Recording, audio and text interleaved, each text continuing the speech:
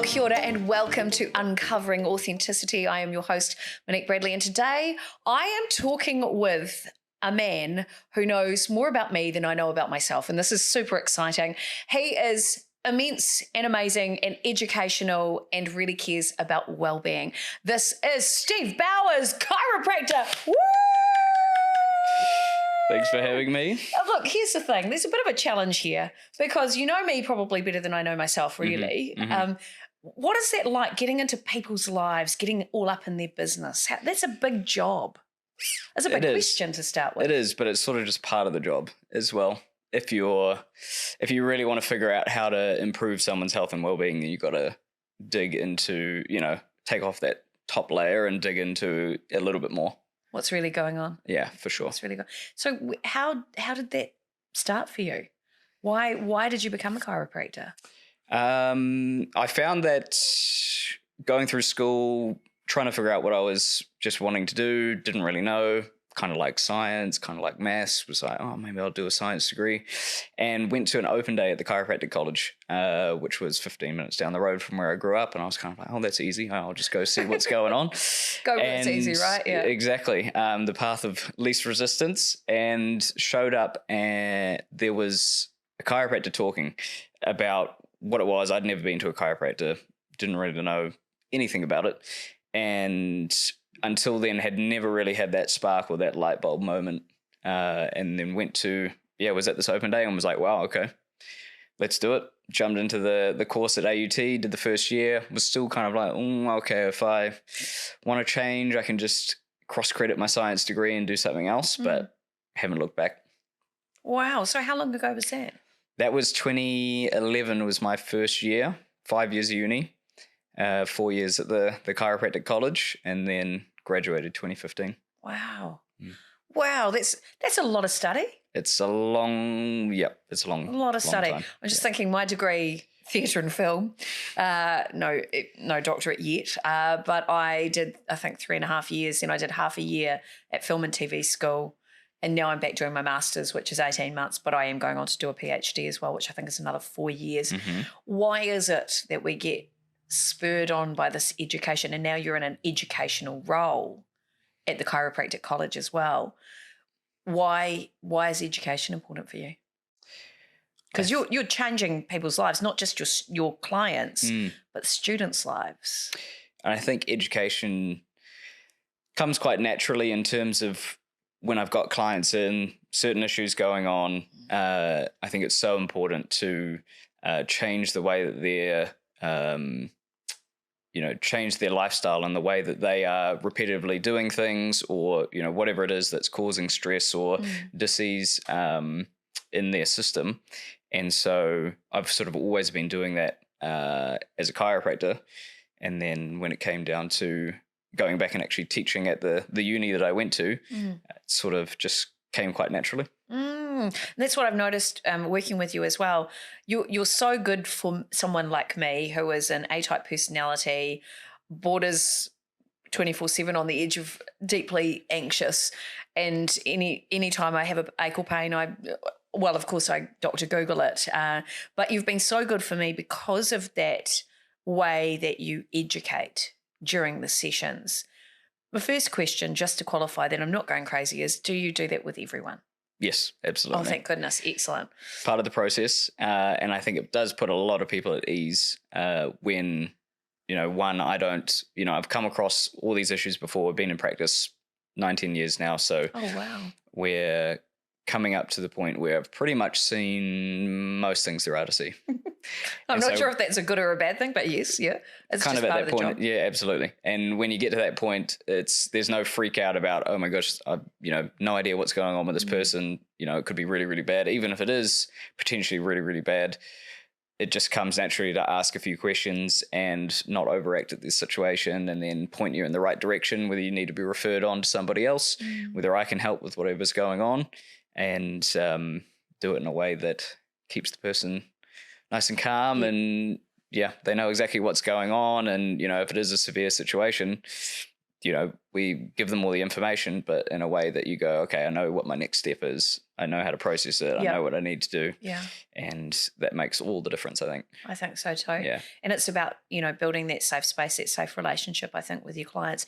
Weirdly enough, there's a lot of similarities to the work that you do in that respect, to the work that I do, say as a coach, because what you're talking about there is what I would term in the coaching world or in the performance world is state management.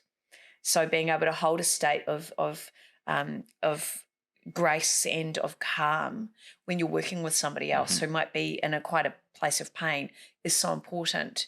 And yet a lot of people forget about that when they're dealing with others. I want to just circle around to something that you mentioned before. You said very, very intentionally the word dis-ease rather than disease, and that resonates with me as well.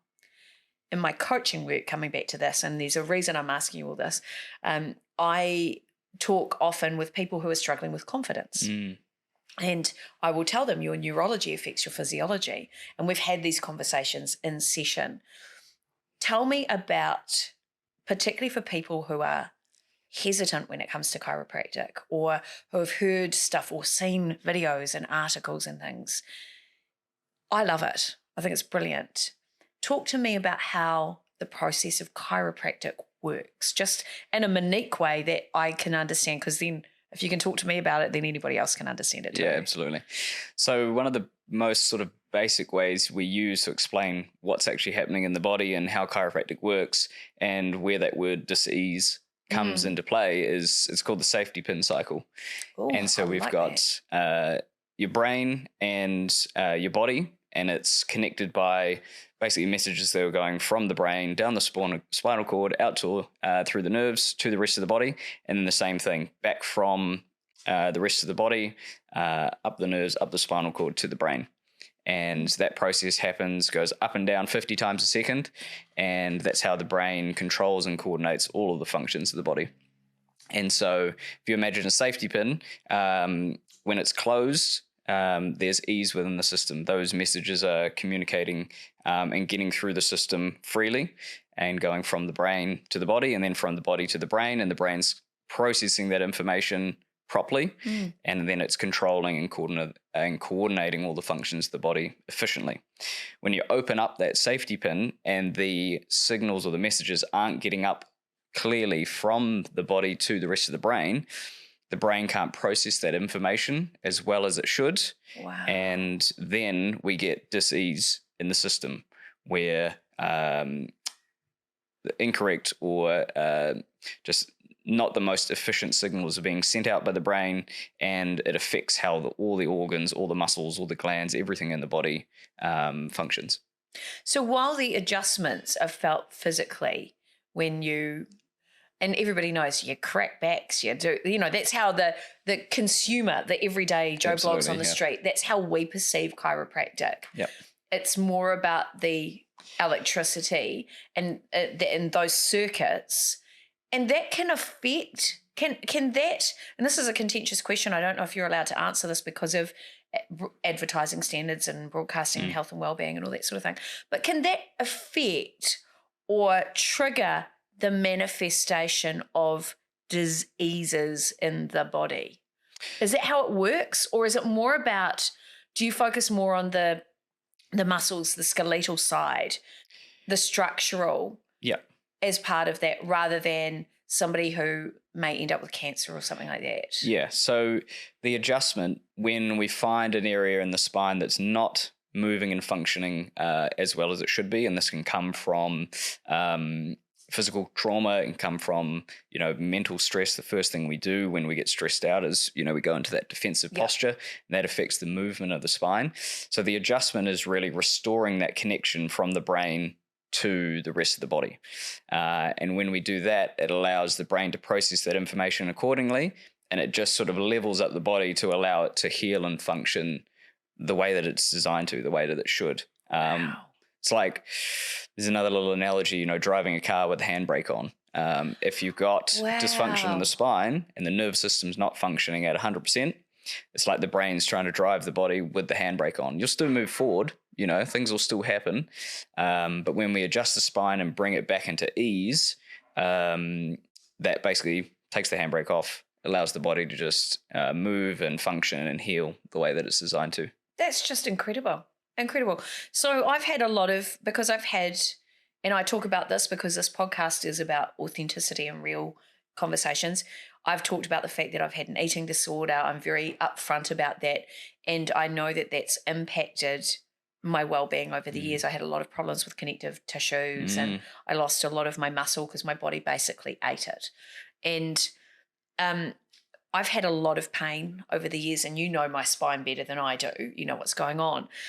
A lot of people, and I was one of these people, are terrified, especially when it comes to sort of chest, neck adjustments. Mm-hmm. And yet you're the first person I've let adjust me and gone, actually, that was damn good. What is the Steve factor? Steve factor. I think, like we were talking about before, it's sort of just allowing someone to be at ease when they're in the appointment. They know exactly what's going on. When it comes down to the little things about, performing the actual adjustment, I've, talked to them on exactly what it's going to feel like, exactly what it's going to look like. And you just sort of, there's no unknown. And then that just allows the person to relax into our hands. We can get the job done, get things moving in a way that is, it's easy. It's not, it doesn't feel forced. There's no resistance. A lot of people, feel like they're going to really tense up and not let somebody in. But if they know exactly what's going on, it's so much easier. And a lot of that is technical skill as well, which I teach at the university, and I think makes a big difference, because when you go to any healthcare professional and it's a hands-on sort of physical therapy, if you like, you're going to have great people, you're going to have good people, and you're going to have average people. Yeah. And so when you're technically very good, it's easy to, back up what you're saying with, actually doing the doing. I love that. I think there's like, obviously I'm a speaker, I'm a keynote speaker, but I'm also actively in doing my work as much as I talk about it. And effectively you're doing the same thing, because you're both an educator and you're in there doing the hands-on mahi as well. Would you recommend that to in any industry, actually? Would you recommend that to other people? If you're, I found that even when I started teaching, going back to basics and looking at the way that you're doing things and how you're just assessing someone's spine or assessing someone's lifestyle and figure out, what sort of stress is actually going into their system and what's going on. If I can teach somebody else how to do it, I can do it so much better myself. And I'm consciously doing it so much better because I'm looking at all of my little, basic things, which after you've been graduated a couple of years, you don't really think about doing, you just do them. Yep. But if you can go back and consciously look at the way that you're doing them and then make those little improvements because you've been teaching another student how to do it, it does make a big difference. Well, it ups your mastery, doesn't it? Absolutely. Makes you consciously aware of your behaviour and how you deliver on the product that you deliver on. Yep. I think it's beautiful. So you're the owner of 360 Chiropractic. That's what it's called. That's the one. Oh, yep. Excellent. Named after the fact that you have a multi-modality practice, I should say, not multidisciplinary. I suppose it's kind of the same thing. In-house you have, obviously, chiropractic. You have, what else do you have on it? We've got podiatry, massage, and then also a nutritionist who's also a naturopath as well. Oh, wonderful. So really a nice mixed group of practitioners, which is part of that 360 sort of approach to wellbeing, but also your 360 Remuera Road, which I thought was really cool too. A nice sort of little trade-off there, or not a trade-off, but a play on words there. And so you're looking after the whole order, the whole level of wellbeing, inside, and feet, which is cool. You're also a business owner though. Yep. And a lot of the people that watch and listen to this podcast are also business owners and entrepreneurs. We've come through COVID, and COVID for anybody any industry who is people facing was hard. So navigating into this new pivot time where we can see people again, life is a little hard at the moment. The recession will end. Life will change. Resilience is important. Reducing stress is important right now. You've got to kind of hang on for dear life and keep going because, it's just a short time. What do you think you've learnt from going from being someone who studied this into graduating, into doing well, going through COVID, and now you're employing others, and now you're training others? What do you think are the big life lessons you've taken from your experience as a chiropractor? I think probably number one, health is the most important thing. I see so many people that they work so hard their whole lives, they get into their 50s, 60s, they start planning retirement, and then they come down with, all sorts of chronic disorders, or they really lose the movement in their system. So they get lots of osteoarthritis and degeneration and all sorts of other things. And they've earned all this money. They get to this point where they finally have lots of time and they can't even enjoy themselves. Oh, tragic. And so looking after yourself all the way through so that you can actually enjoy yourself when you get to that point, and enjoy yourself while you're going through the process as well, is so, so important. And so many people don't get to that point. And I think through COVID, it even highlighted that even more. People were just so stressed, even though we had, so much time off work and all sorts of stuff. People got so stressed with the whole situation, and you could see the effects that stress itself and staying at home and not having that connection with other people had, both mentally and emotionally, but also physically on their system. Yeah. Because people manifest a lot of their emotional stress physically in the body. Of course. Wow. So that's a lot. So are you saying we need to look after our health and connect with more people? Always. Okay. Well, Always. Cheers to that. Cheers. Cheers to that. I support that. Kia ora. Excellent. I've got to drink now. Look, Steve, I think you're brilliant. Like I said, I've worked with lots of body practitioners, especially through my own wellbeing journey and coming through the likes of depression and anxiety myself and overcoming an eating disorder. I've worked with so many practitioners. You're the first one I've actually I felt comfortable enough to adjust my neck because I was terrified. And now when you get me into those positions and you do it and I'm like, oh, here we go. Because I know it provides so much relief. I just think it's amazing. And so if other people want to have that experience, how can they connect with you? Where's the best place to find you? Best place to find me is, you can go to our website, 360health.co.nz. We've got Facebook and Instagram pages with the same name, 360 Chiropractic and Health Centre. And we do, if people are sort of not quite sure about it, but they want some more information, we actually offer a 10-minute free spine and posture checks where they can come into the practice. There's no charge. We sort of sit down, have a chat, have a quick check of their spine and see if chiropractic is something that can actually help them. And then if they want to go ahead with, treatment, then they book in and go from there. Amazing. Otherwise, they can just book straight in for the initial consultation. Love it. Online. Well, Steve, you've been a game changer for me. So thank you so much. And thank you for coming into the studio today. I'm really grateful. It's cool to hear your journey, but also to see your commitment to the work you do, which isn't just about you and doing the job in clinic, but the fact that you want to spread that education to others, I think is a real mark of the human that you are. So thank you. Thank you so much. Thank you. And if you want to find out more, as he said, head to 360health.co.nz. All I can say is hand on heart, on neck, on everything. He is amazing. Cannot recommend him highly enough. I need to do some sort of Google review or something, I think, and put him out there. But yeah, really amazing.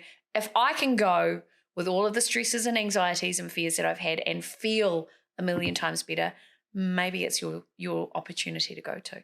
And look, I'll come with you if you need to, just saying. Anyway, this is Monique. Thank you for watching Uncovering Authenticity or listening to Uncovering Authenticity. I'd love you to follow, subscribe, do all that magic and keep telling more stories because stories matter. Ka kite anō e noho rā.